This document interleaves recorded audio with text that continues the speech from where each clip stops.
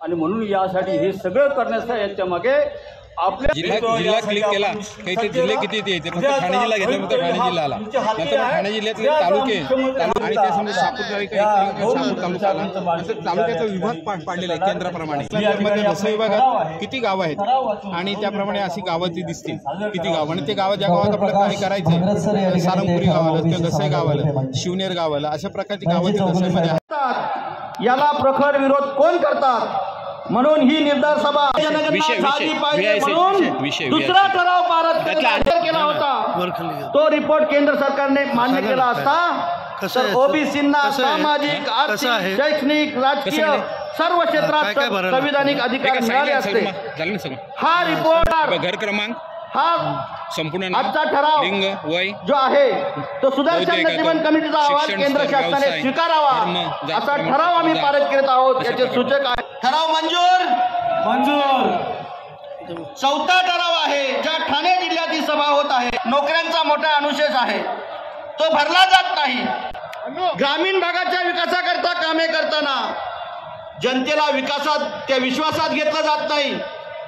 OBC जनमोर्चाचे अध्यक्ष प्रकाश अण्णा संजय साहेब आपल्याला माझं नाव अशोक विषय गाव व्यवस्थापन ऍप म्हणून आहे। ओबीसी राजा जागा जय ओबीसी गावातली समजा कुठल्या समाजाची किती लोकसंख्या आहे आणि मुलं किती शिकलेली आहेत त्यांना पुढील व्यवसायासाठी किंवा उच्च शिक्षणासाठी काय मार्गदर्शन करताय नोकऱ्यासाठी किंवा अशाच प्रकारची गावातली कुठली स्कीम असेल सरकारी वगैरे त्या समजावी म्हणून या ठिकाणी ॲपचं उदाहरण केलेलं आहे। परंतु यातून गावातली लोकसंख्या कुठल्या समाजाची किती आहे हिंदू किती मुस्लिम त्याचबरोबर ओबीसी मध्ये कुठल्या घटकाचे किती आहेत SC ST हे पण त्यात समजू शकेल सर्वांनी माहिती भरली तर। परंतु त्याचबरोबर ओबीसींची पूर्ण माहिती यात होऊ शकते आणि त्यातून ते गावातून नंतर विभागातून नंतर तालुक्यातून जिल्ह्याची अशी माहिती त्यात संकलित होऊ जाईल आणि ग्राफिकच्या माध्यमातून किंवा एक्सेलच्या माध्यमातून ही माहिती उपलब्ध होईल आणि त्यात जो कोणी भरेल माहिती भरेल गावच्या स्तरावर एखादा शिकलेला माणूस असेल कॉम्प्युटरचं ज्ञान असेल तो भरेल 15 सेकंदात भरू शकतोय आणि त्याच्यासाठी त्याला फक्त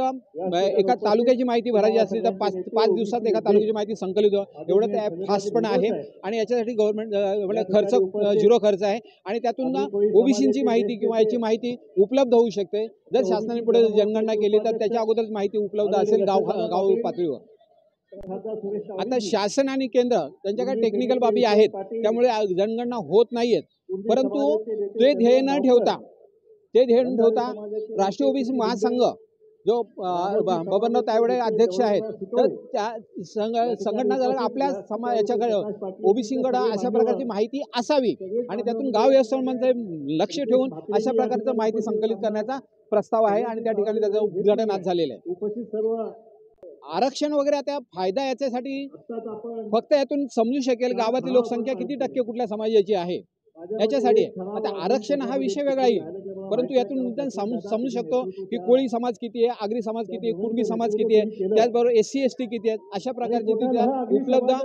ग्राफिकच्या स्वरूपात किंवा एक्सेलच्या स्वरूपात किंवा रजिस्टरमध्ये कायमस्वरूपी 50 वर्ष टिकेल अशा प्रकारची आहे। स्वातंत्र्य सैनिक किसनबाबा भेरे शापूर तालुका म्हणजे ठाणे जिल्ह्यातलं धसे हे गाव आहे त्या ठिकाणी त्यांची जन्मभूमी त्या ठिकाणी गाव कमिट्या स्थापन करताना ओबीसींच्या गाव कमिट्या स्थापन करता ही संकल्पना पुढे आली आणि त्याप्रमाणे ते ॲप निर्मिती केली आणि त्यातूनच किसनबाबा भेरे जे स्वातंत्र्य सैनिक होते तालुक्यात किंवा दोन्ही जिल्ह्यात त्यांना मानतात त्यांच्याच घरातली पहिल्या मुलाची पहिली एंट्री होऊन त्याची उद्घाटन झालेलं आहे।